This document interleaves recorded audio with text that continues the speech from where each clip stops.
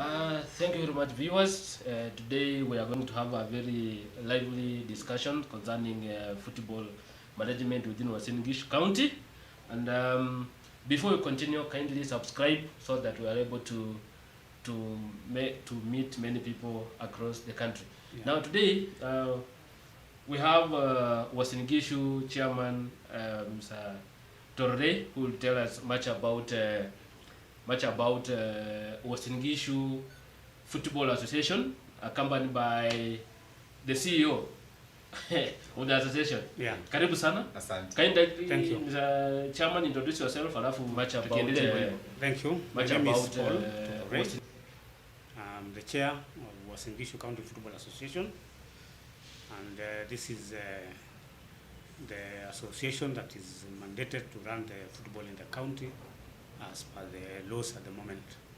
So we want to welcome everybody so that we talk together, and then also we tell you our programs and at least our objective. So welcome, viewers. CEO, kindly, you are behind the scenes. Yes. Most of the time you are not seen. Kindly introduce yourself as we start the Yeah, asante sana. So my name is Michael Kimani. I'm the CEO of the Uasin Gishu County Football Association, and I'm happy to be here. I'm a sports professional.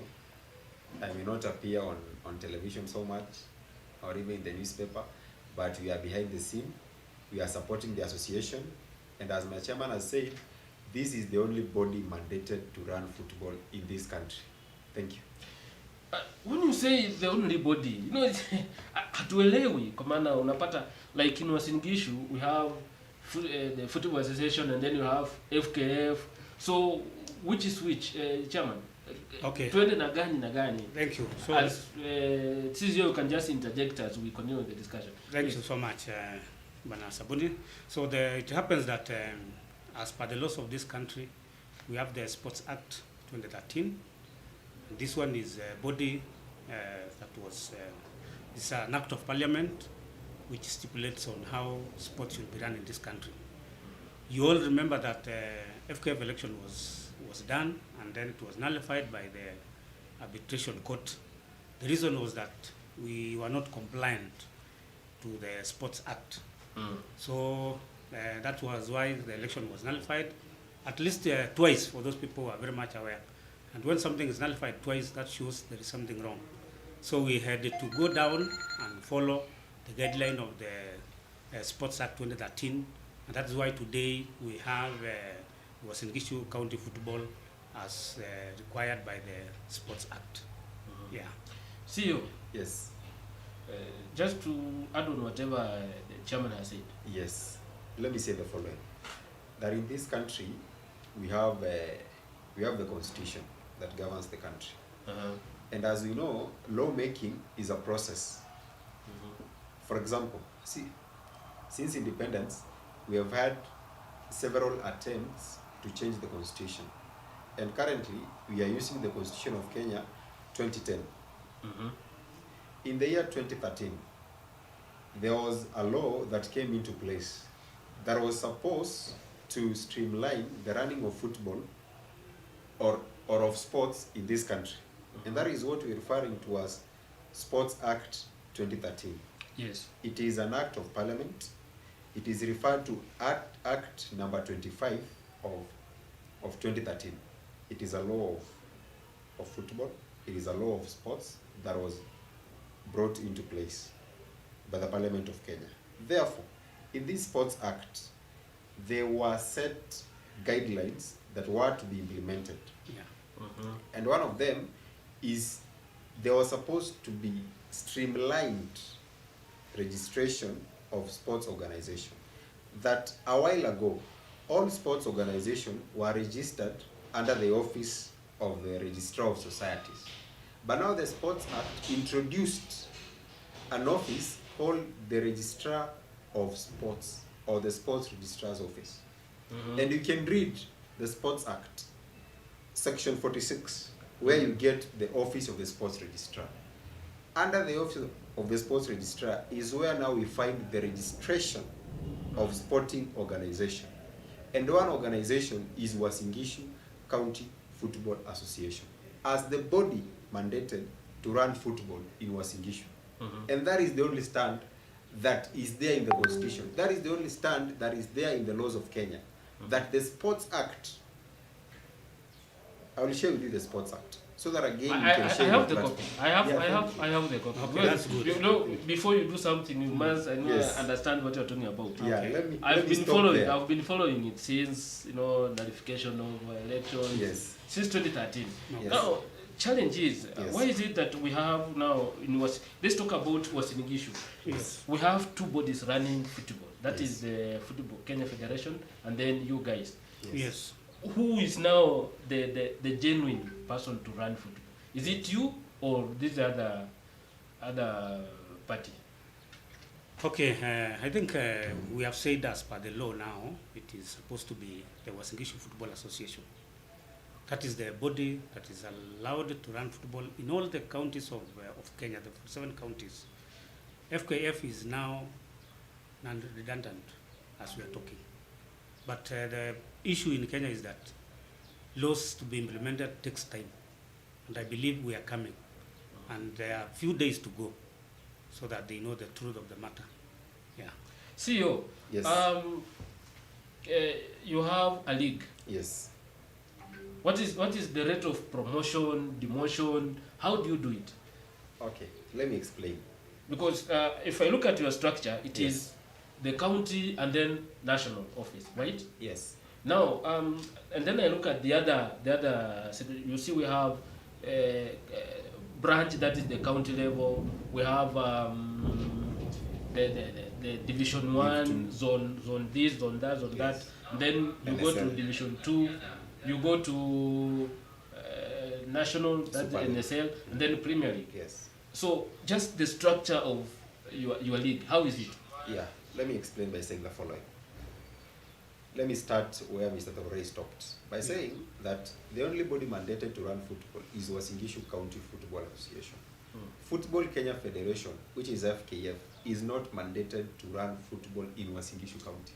What they are running, it is just an illegal entity. It is just a tournament that is not sanctioned by anybody. They have no mandate because the only mandate comes from the government.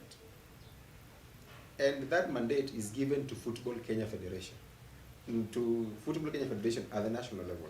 But Uasin Gishu County Football Association at the county level. At the county level, in Uasin Gishu County. That is the stand. And it will never change. So let me say the following, that the structure of Uasin Gishu County Football Association League is as following, that we have the sub-county league, that is one. And then we have the county league. And then after the county league, from next year, we are going to have a regional league. A regional league means a league that will be played in the Upper Rift region. And then after that, we shall now have the National Super League. Yeah? Which is now the second tier. And then we shall have the topmost league, the Premier League of Kenya. Yeah? Which is the first tier of the associations. Yeah. So we shall have the PL, the NSL, the Elite League, which is the regional league, and then the county league, and then the 5th tier shall be the sub-county league. So we're going to have 5 tiers as compared to FKF, which have more than 5 tiers. It will take you 7 years to play in the KPL, but only 5 years to reach the Premier League that is organized by the association. So slowly but surely, we're going to develop football. We're going to manage all the affairs of running football in this country. Just for clarification, our intention is not to, we are not fighting any federation. That is it. But our intention is to promote football at the grassroots. Yes. Now, in terms of promoting Yes. teams, Yes. Uasin Gishu Football Association, Yes. and then this other FKF. Yes. Now, are we going to do away with the current system? Yes. Okay, maybe the same structure maybe can still come in, only that we are shortening the 7 years to 5 years. So that as we are talking as Uasin Gishu, this is the branch. Our 6 sub-counties are the sub-branch. So that we move now to the regional and then to the upper tiers. And this is something that is now growing because we started. And because we have those issues of whereby there is another league running, we could not go there as per now. But we are starting from the bottom, and you'll see by the end of this year. The bottom up. Yep. That is it. That is the bottom up. The bottom up. That is it. Now, Yes. CEO. Yes. Currently, how many teams are maybe playing in the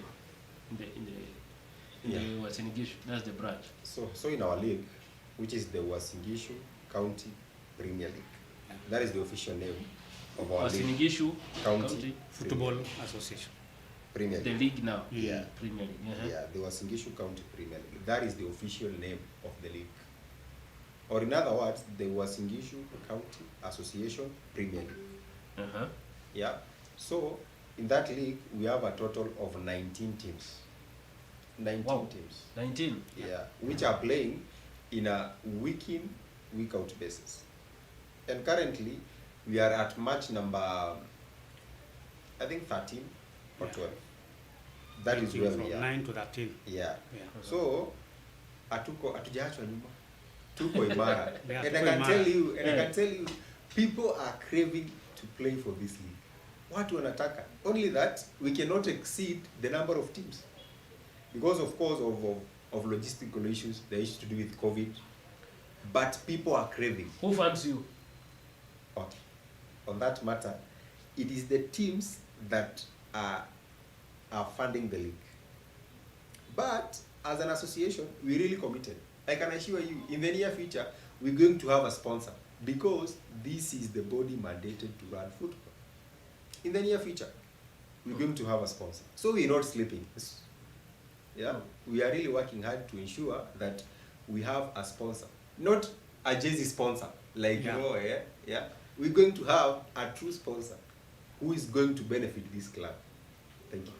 So Maybe on top of that, we have actually engaged some corporate bodies, and they are giving us hope. So we are interacting, we are talking, we are discussing, because for sponsors to come in, they want to see serious organization. yes, a structured Structured organization, serious people, and that is where we are. That's why I see I said that people actually, even up to now, there's a team which was actually asking yesterday, would like to join the league. We saw the league, how it was played in Roma over the weekend, and they were very happy. So we are telling our county that we are there for you, and give us time, we shall develop football in a good way. Yes. Now with these 19 teams that you say you have, Yes. do you have maybe men's league? Do you have ladies league or just men's league only? Mainly as per now, those are the 19 are for men. We have 12 for women, and they play maybe it's a time interval because women become a bit mobility. So we bring them into one field at a time. They play on one weekend. Then we give them an interval of 2 weeks. They come again. They play because of logistic and also financial issues with the ladies. Yeah. And most of the ladies again that we have, most of them are students. So we give them time to go to school. During the holidays is when we interact with them to play a good league. Yeah. CEO, who is leading the table as we stand?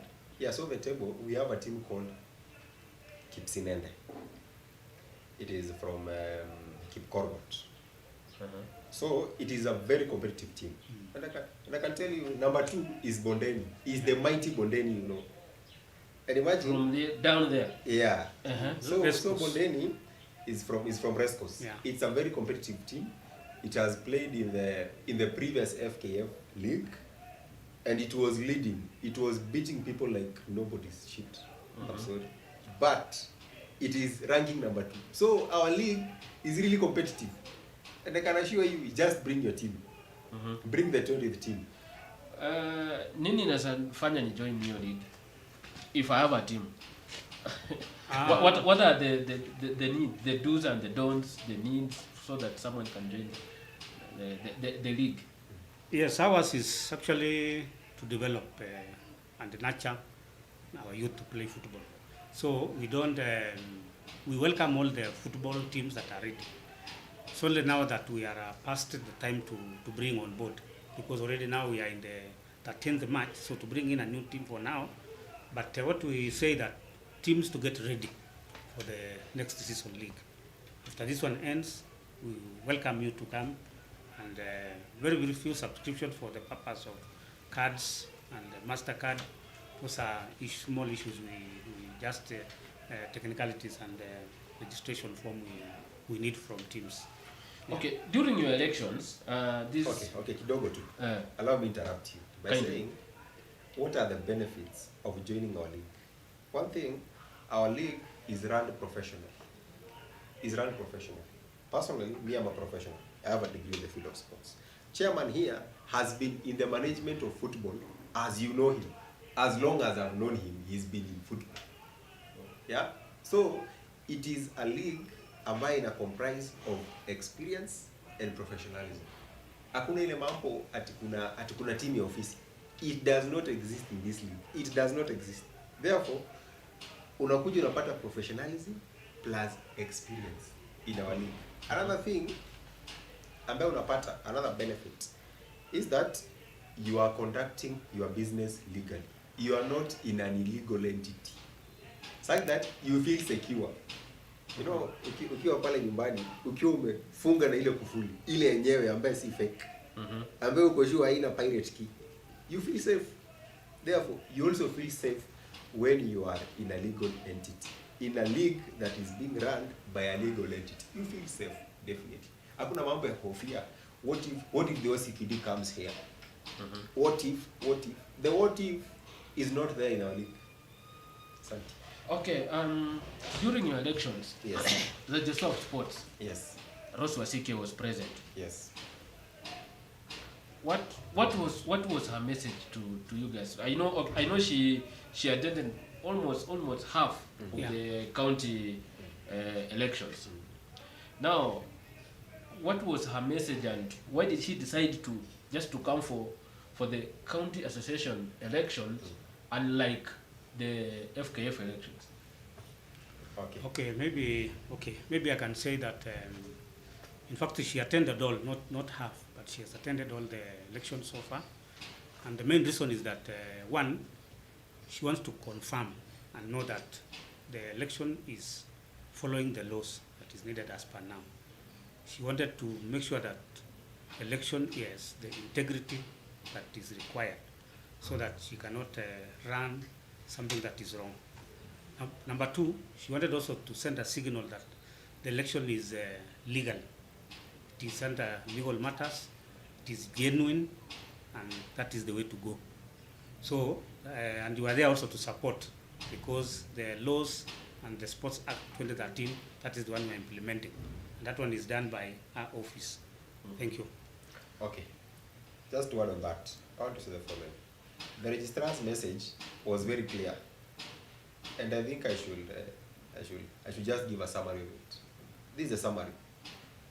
Go run football. That was our message. Ya kwamba, nyinyi kama association, nyinyi ndiyo ambayo mko na certificate. That's what she said. Therefore, go run football in Uasin Gishu County. Organize leagues. Organize football activities. You have the certificates. Yeah? Msitishwe. Yeah? I'm sorry. Msitishwe kwa mwenyewe. Hii sio mambo tu hivi. Yeah, these are serious matters. Msitishwe. And the other people, they do have a tendency of threatening teams that please don't go there, we shall do this to you. And let me ask those people, what does that affiliation certificate from that body help with these teams? In our league, we have those clubs that have certificates from the office of the sports registrar. With a certificate from the office of the sports registrar, you can open a bank account. Hata unaweza chukua loan. Of course, Wakenya wanapenda loan. Unaweza chukua loan with that certificate. Because it is a certificate from the government. And I posed the question, what is the benefit of that affiliation certificate that you have? We are offering a certificate that you can, unaweza ukafungua na account, unaweza ukachukulia loan. That is what we are offering. So in all the teams, the 19 teams playing in your league, zote ziko na certificate. Okay, acha niseme hivi. You know, iko changamoto. Yeah? Iko changamoto due to COVID. But more than half of those teams wako na certificate. In our league, wako na certificate. Alafu the rest half, we still encouraging them. Alafu tunawaambia, there is a benefit of you having that certificate. Sawa sawa. And we are certain by next season all our teams zitakuwa na certificate, and from that we can have a basis of writing to the National Sports Fund or to the Sports Fund na tuwaambie, please tupeni pesa, we have complied with the law. Yeah. And why do they not do that? Because you know, if teams, you say that teams are self-sponsored. Yes. Yeah. Why is it that Sports Act, for example, it's called Sports Kenya, it can offer some money, you go to the ministry. Okay. Why is it that you guys have not maybe done that? This is the only answer, that we've not done that. And the reason being, tunataka tupate a full sponsor of the full league as a unit. Sawa sawa. Ya kwamba all those clubs ziregister, zipate certificates, and then we go as a team to say, give us enough amount, we run this league. But those teams pia ziko huru, zinaweza andika barua, zitume kwa sports fund, zipate pesa. They are at liberty. Sawa sawa. But sisi as an association, the official position, watu wapate certificate, tuandike barua, we have a sponsor, which is the government. And there are benefits of being sponsored with the government.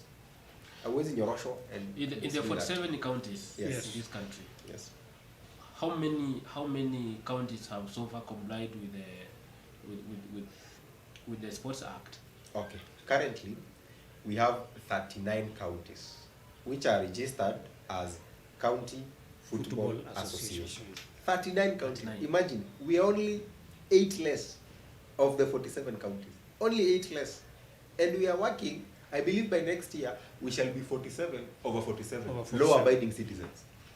Thank you. Maybe on top of that, there are those also which have about 18 which have done the election to formalize their county certificate. And we are going on. By the end of this year, all the 47 counties will be through. And we shall have now a fully CFAs on all the county. Yeah. So all of you from the 47 counties, your president is Nick Mendwa, right? Our? You are the top notch. Yes. You still go for Nick Mendwa as the president of the federation, right? Okay. Or who is the person at the top? No, for now we cannot put anybody there at the top. We want to finish the counties first, then from there we talk on the way forward. Yeah. Okay, let me say something on that. There's a body that is called FKF. Yes. And we must be honest that the FKF has been running football in this country. Yeah, we therefore, hatuwezi amuka tuseme ya kwamba they have lost the mandate to run football. We cannot say that. So, what we want to say is that as County Football Association, when the right time comes, and it is coming, we shall form a national body. As County Football Association, we shall unite and say that we are the legally registered entities to run football at the county level. When the time comes, we shall stand up and say that imefika wakati, let us form a national body. A national body. And from that, we shall form a secretariat, we shall form the head office, and football in this country shall return to its golden days. Because, let us be honest, the person ambaye umemtaja, Nick Mwendo, unajua jina lake alitajwa ovyo ovyo because it's a shame of what is done to football. That's why we don't like mentioning his name. Sababu amefanya mambo mengi. Pata itafikia wakati we shall talk of how he is mismanaged. Are you also part of the team that has been demonstrating across the country? No, I'm not part, but I'm demonstrating at heart. at heart and mind. That we really pitiful. And I wish you had handkerchiefs here, tungelia, of how this guy has mismanaged football. Before Ulie. Yes. Before Ulie. Yeah. Let's talk about the football in Uasin Gishu, which has been, when we were young some years back. When we were young some years back, Yes. We used to hear some teams, for example, Raymond, Rivertex, KCC, and then you look at top players. Like right now, we talk of someone like Duke Abuya, who comes from this county. How is it? Why is it that we are not maybe bringing up such like great teams?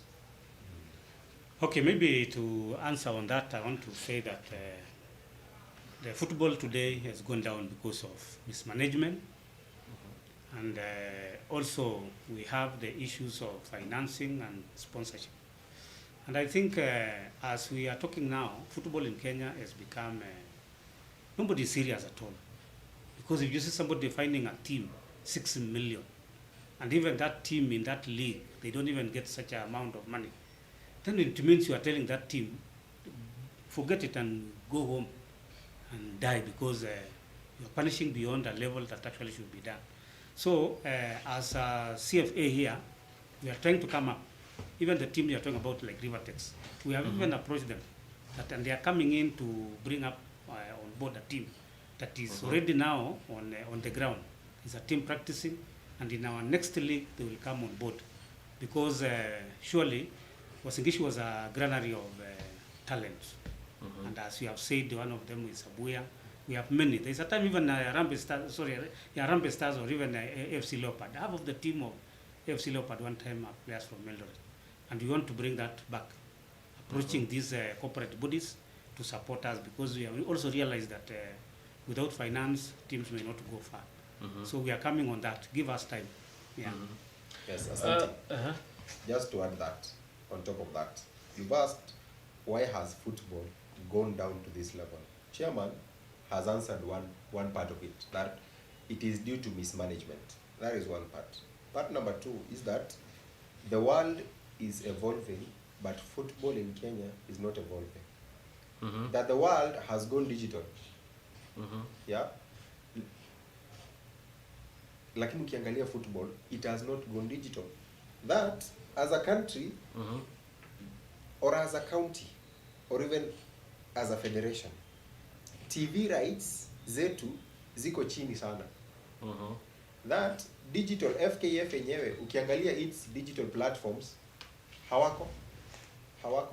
That tunauzia Star Times all those TV rights at a very low price. Yeah. Yet our league is able to do much more. Therefore, we need to go tech-wise in football. Yeah. Analyzing of football. Hizi shows zinafaa kuwa kila siku. Zinafaa kuwa kila jioni. That is where we are failing. That mpira yetu bado hatujaifanya ikuwe economical. Yani aituletei kitu. Players wetu bado wanahangaika. And it is because the management haijakubali kuenda tech-wise. Haijakubali kugenerate revenues digitally. So that's the challenge with management or clubs. As we continue with this discussion, kindly subscribe to our Facebook page, Daily Sport, and then our YouTube channel, Daily Sport, our Twitter handles, Daily Sport 5. As we continue with this next discussion with these senior football managers, empowering clubs economically. Yes. Let's not talk about even the Uasin Gishu. Let's talk about those clubs that have been in the Premier League for quite some time. I'm very sure majority of us here were born when Gor Mahia and FC were there. Yes. But none of them have been empowered economically. So what unique thing are you going to do to ensure that the clubs that are playing in your league are empowered economically? Yes, CEO, before we go to Jambo la kwanza, I've talked about it, is digital generation of revenues. You know, in this world, or in this country, data is more expensive than gold. Data is more expensive than gold. Data, not bundles. Yes, data yes. Or information, data. Yes. Is more expensive than gold. Because unaweza ukapiga picha hapa uiuze even hata kuliko 1 kg of gold. It is very expensive, and football generates content. Therefore, these clubs should find a way of marketing their content, a way of generating that content and generating revenues from that content. That's what these clubs should do. Another thing, these clubs also have, they do have cartels. You know, in these clubs, yes, these clubs, yes. yeah, iko wakati wanafika and they have men in black. Iko watu ambao hawatajwi kwa majina in these clubs. Yani wameshika these clubs mateka, and there's nothing much you can do about that. But associations, when you register at the office of the sports registrar as a football club, yeah, you must register for the positions of chairman, treasurer, and secretary. And the Sports Act says the following, that these people will hold term for a period of 4 years. Renewable only once. Have you not done away with these cartels? You have at least to do away with these cartels. That is one way, by complying. And then annually, there's a requirement by the Sports Act that these clubs should file their returns, either financial or any forms of return, to the office of the sports registrar by saying, this year we've received 50,000 and we've not saved anything. It is a form of return. Yeah. So the Sports Act is coming to solve these issues. Let us embrace it. Let us embrace registration. Because ukiregister, there's a sports registrar. And a sports registrar, yeye ni kama watchdog of all sports organizations. Ukimisbehave, kiboko. You are deregistered. Yeah. So it will be a good way of bringing sanity in football. Na ndio unaona ile upande mwingine hawataki kuregister because they know they will now have a watchdog. They will now have a regulator. And that is what they don't want. But I want to tell people, registration is for the benefit of football. Is for the benefit of the general public. Santi. Okay, maybe to add on that, Sabuni, is that, you know, when the government came up with this Sports Act, it was actually a way of cutting off the cartels so that we have the laws that is governing sports. You know, all the time when you want to empower a team by the government, giving them funds, it will be taken by the leaders. And when you want to follow these people, they have their laws. At times, for example, there's a law in FIFA which says that government should not interfere with the sports. But the purpose of that law was actually to protect these cartels, so that whenever they take money, nobody will follow them. So now the government thought of coming up with these laws, so that when you are given, you must be accountable. And that was one way of making good laws. Maybe the second law also is that all the teams should come up with their bylaws that is protecting their players and their officials and everybody. But nowadays you find that there is nothing like that. People come up with the teams. Tomorrow when the money comes in, for example, even this tournament, they win a tournament, the chairman disappears with the money because there are no laws. So I support my CEO that we want the teams to embrace the law by doing compliance, so that we can empower these teams through the financial support. If you ask also money when you have complied, they know that these people are responsible, and they know in case of any eventuality, we know whom to follow and get this money. Okay. Otherwise, as per now, things the people will form teams to get money and disappear. They leave our youth hanging and crying. So the best way is let us follow the law. Acha niseme jambo Bwana Sabuni. Yes. You know, labda kuna mtazamaji pale anajiuliza, why are these people selective? The Sports Act talks about many things, but why are they selective on registration? Let me touch on another thing that the Sports Act talks about. One, the Sports Act brought into effect the National Sports Fund. There's a fund called Sports Fund. Yeah. And that fund, it is only those clubs all those institutions, sports organizations that have registered under the office of the sports registrar, under section 46 of that act, only those are going to benefit from the sports fund. And therefore clubs should embrace the sports act, because it establishes not one institution, it establishes 5 institutions. One is the office of the sports registrar. Hapo tumezungumzia. It is for regulating sports organization. Other institution is the sports fund. That's of course to finance. To finance sports. So, yeah. Other institution is the sports dispute tribunal. It is a tribunal, therefore it arbitrates and mediates sports disputes. Other institution is Sports Kenya, which is the 4th institution. And the 5th one is the Kenya Academy of Sports. So the Kenya Academy of Sports deals with the developing and the nurturing of talents in this country. So let us embrace the Sports Act. It brought into effect 5 major institutions which will help sanitize football. Yeah. As we wind up, Yes. Because it has been a very long discussion. That is it. In this whole scenario, let's now talk about the national level. At the national level, Yes. to look at what has been happening with the FC Leopards and Yes. and Gor Mahia. Let me start with you, Chairman. Yes. How can you react over what has been happening? Okay, I will say that what happened to AFC and Gor is unfair and called for, because these are our teams that leads in. They are the face of this country in terms of football. Football in Kenya, we cannot talk about it without AFC and Gor Mahia. So they should be given time if there is any issue. In this case now, a team is punished, and yet the same team was asking for their right. Because if somebody has been holding their money for the last 2 months or so, and you know these are community clubs, they don't have money. They were really actually depending on that amount of money to get it. But now they were given a very big red card, which is unfair to all of us. So we are telling the federation that is killing football. And in fact, this one gave us to the answer that was being asked one time, who kills football in this country? I think people got the answer yesterday. Thank you. Okay, before you come in, someone Yes. called Lamek Teddy. Yes. He's asking a question. Yes, yes. What is the role of the government Yes. in sports, and how effective has it been even before teams complied with the Sports Act?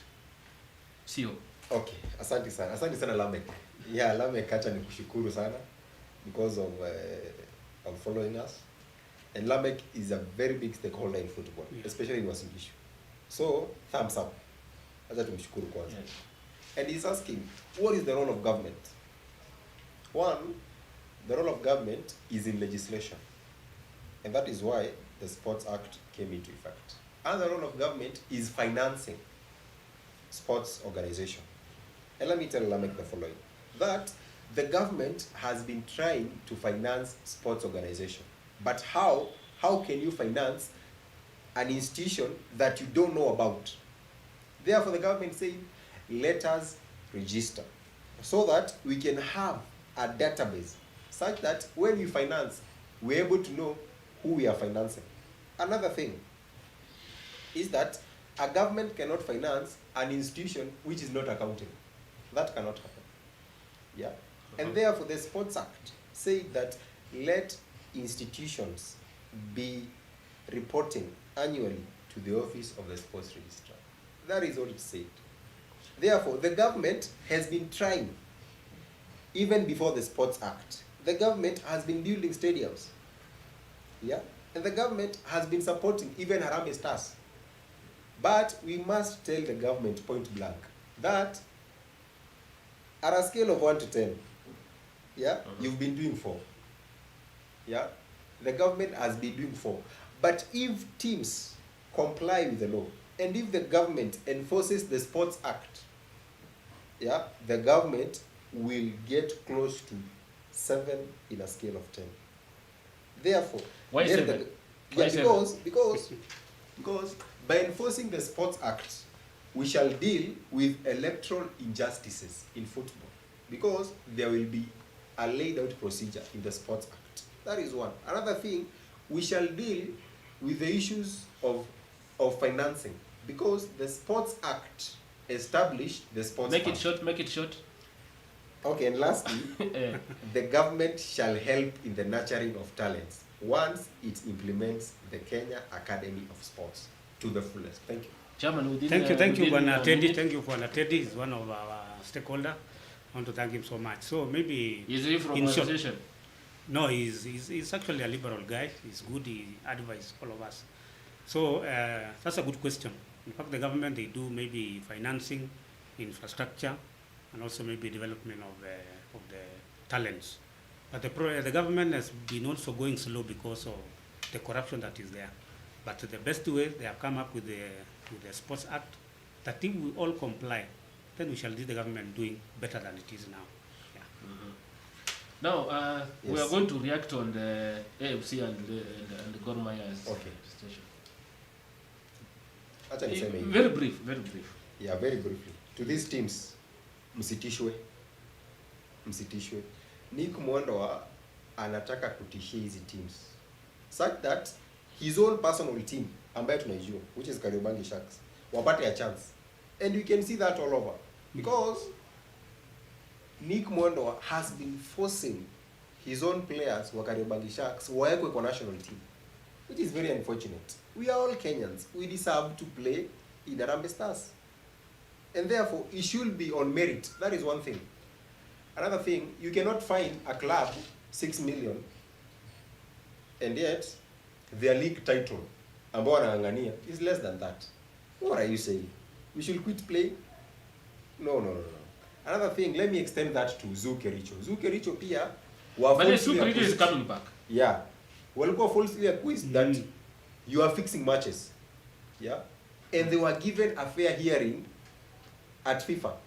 And that case ikatupiliwa mbali. That Zoo Kericho is as innocent as it should be. Yes. Now, what will happen if Zoo Kericho is restated back to the league?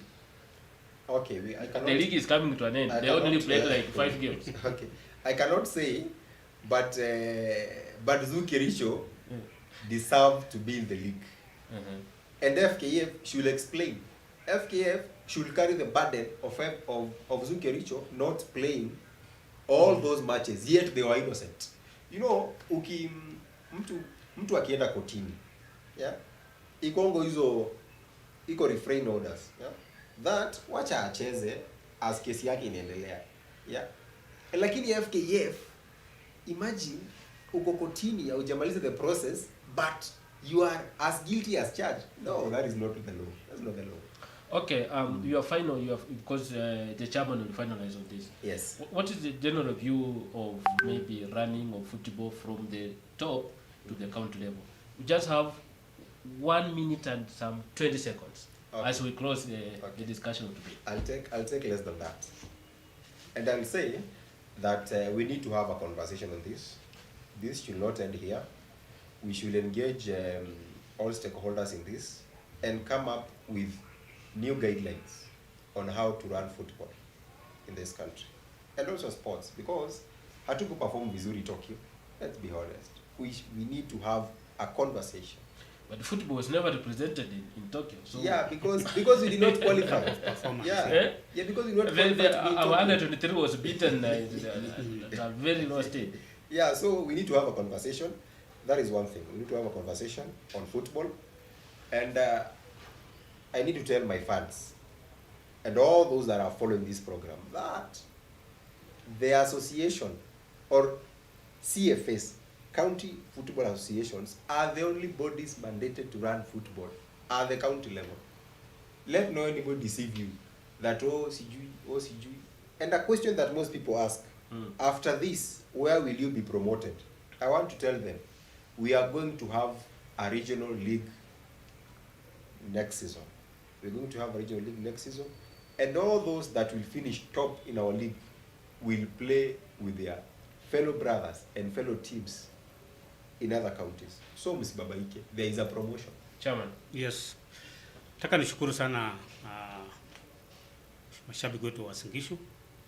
Nataka niwaambie kwamba tuko pamoja. We have come all the way. You know me particularly, I've played football in this county when I was in Rivertex, those 8 days. You also played for Rivertex? I played for Rivertex. I've been a referee in this county 15 years. I've been a matchcom 5 years, and now in the administration. I'll not let you down. I know what I am doing, and I have the interest of football in this county. Nataka kuambia wenzangu tuache kutisha referees. Mimi wanaambia referees wachezeshe game. Mpira ni mpira na sheria za mpira ni za mpira. In fact, when we came up with the Uasin Gishu Association, they were being told hakuna referee hata watachezesha, but we have trained referees as much as we have done. But the same referees is being taken by the federation na kuatisha msiende huko tena. They are given money, but we want to tell referees be professional. Mimi sikatazi any referee achezeshe game. Ukiitwa mahali chezesha game. So long as it is football, do your right, follow the laws of the game. Vijana wetu wacheze kwa hii county, tuinue mpira in this county. I want to thank the media for supporting us. Bado tunawaita kabisa mkuje mtu support so that we develop this football. Then have in you, this have you ever called this cameraman to do I've called him but hatujapatana vizuri, but I hope today tumefungua ukurasa mpya. I want to say that, and I will engage you in the very soon. Let us also go to our field muone this league yetu ikichezwa, so that we also highlight them. You see that actually the reality what is going on. Na sisi tunaomba viongozi wetu pia watu tengenezee viwanja. We don't have field in this county. That is one of the challenges that we have in the county. We don't have the fields, and this is the role of the county, the role of the national government. Tunaomba sana viongozi wetu waangalie viwanja all over this county, so that there can all be playable field, so that we are able to nurture our youth right away from the lowest level to the highest level. Thank you so much. Karibuni sana. Okay, yeah, acha niseme kitu. Ulikuwa umemaliza? Hapana, siko nimaliza. Alafu pia chairman amalize vizuri. Unajua do we still have time, director? We still have time? 2 minutes. Okay, yes. okay. Just 1 minute and then 1 minute, Okay, right? acha niseme hivi. Yes, 1 minute. Acha mimi nisalamie watu wote ambao wametazama kipindi hiki. Acha nishukuru Daily Sport. Na nikiwashukuru, acha nimalize na maombi yangu kadhaa. Acha niombe jambo la kwanza, ya kwamba as Daily Sport, welcome us if possible on a weekly basis. If it's mostly possible on a daily basis, tutakuja. Yeah, and also msitualike sisi peke yetu. Alikeni pia wale wa ule upande mwingine wajieleze. Sawa sawa. Alafu ombi lingine, mimi ningewaomba mkuje kwa viwanja zetu. Kujeni, we have content. Kujeni muone skills. I can assure you, if you come to our pitches, the front page on the next day on your newspaper will be about our league. We have content. We have content. So You've taken more than a minute. Okay, thank you. Asante sana Daily Sport kwa kutualika hapa siku ya leo. Thank you for your time. Also to our Uasin Gishu football stakeholders, tunawapenda na tutafanya yale tunahitaji ku develop football in this county. Our teams, we wish you the best. Tucheze mpira kwa njia mzuri, tufuate sheria, make sure that our league will be successful. And also in all our 47 counties, all the football association, tunawaheshimu sana na tunasema let us go together to nurture football in our counties. Asanteni sana. Thank you. As chairman and CEO, as we wind up this conversation, Teddy is still on us. Yes. You will not talk about this one, yes, because we've already closed this one, but as you leave, yes, kindly discuss this issue that Teddy has raised. yes. The same government that brought Sports Act failed to make sports effective. Chair, amekubali government imefail. So why should people join association, and yet the government has been a big letdown? Okay. As you go, That is it. that I'll send this to you, Yeah. and then you'll be able to, as maybe I feel. Yes, director. 1 minute. One Okay, minute. yes, One yes. minute. Respond to this. Respond to this. Yes. Yes. That So the that's same why government, the same government that brought Sports Act failed to make sports effective. Chair amekubali government imefail. So why should people join association and yet the government has been a big letdown? No, from the election of 2019, this is where the act wanted to come in, so that we make those corrections. But as we are talking now, let us not talk in the past. Let us go into this law, and then now we see the results. Otherwise, in the past there were no laws. Things were run the way you want.